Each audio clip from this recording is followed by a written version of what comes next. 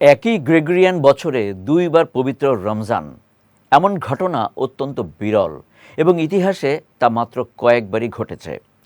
চন্দ্র ও সৌর ক্যালেন্ডারের মধ্যকার সময়গত ব্যবধান থেকেই এই ব্যতিক্রমী সমাপতনের সৃষ্টি হয়, যখন ইসলামী বর্ষপঞ্জির মাসগুলো গ্রেগরিয়ান ক্যালেন্ডারের এক বছরের সীমা অতিক্রম করে যায়।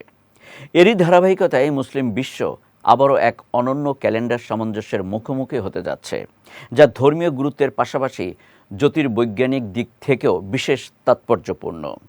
বিস্তারিত ডেস্ক রিপোর্টে। একই বছরে দুইবার রমজান, শুনতে অবাক লাগলেও এমনই এক বিরল ঘটনা ঘটতে যাচ্ছে 2030 সালে। চন্দ্র ও সৌর ক্যালেন্ডারের ব্যতিক্রমী সামঞ্জস্যের কারণে বিশ্বের বিভিন্ন দেশের মুসলিমরা ওই বছর জানুয়ারি ও ডিসেম্বর দুইবারই পবিত্র রমজান মাস পালন করবেন। এ তথ্য জানিয়েছে গালফ নিউজ। জ্যোতির্বিজ্ঞানী ও ইসলামী পণ্ডিতদের মতে এই ঘটনার মূল কারণ হল ইসলামী চন্দ্র ক্যালেন্ডার ও গ্রেগরিয়ান ক্যালেন্ডারের মধ্যকার সময়ের পার্থক্য।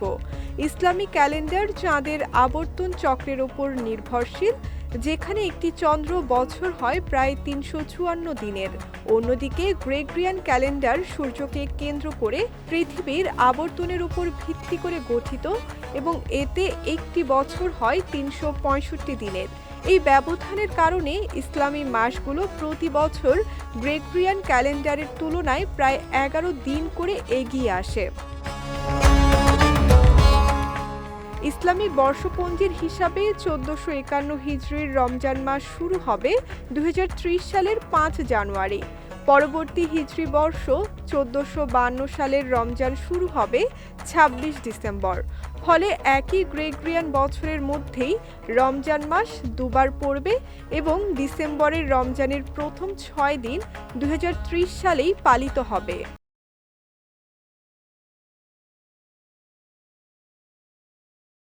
এই সময়গত পার্থক্যের কারণেই ইসলামী মাসগুলো সময়ের সঙ্গে সঙ্গে 4টি ঋতুর মধ্য দিয়ে ঘুরে বেড়ায়, কখনো গ্রীষ্মে, কখনো শীতে, আবার কখনো বর্ষা বা শরৎকালে রমজান আসে।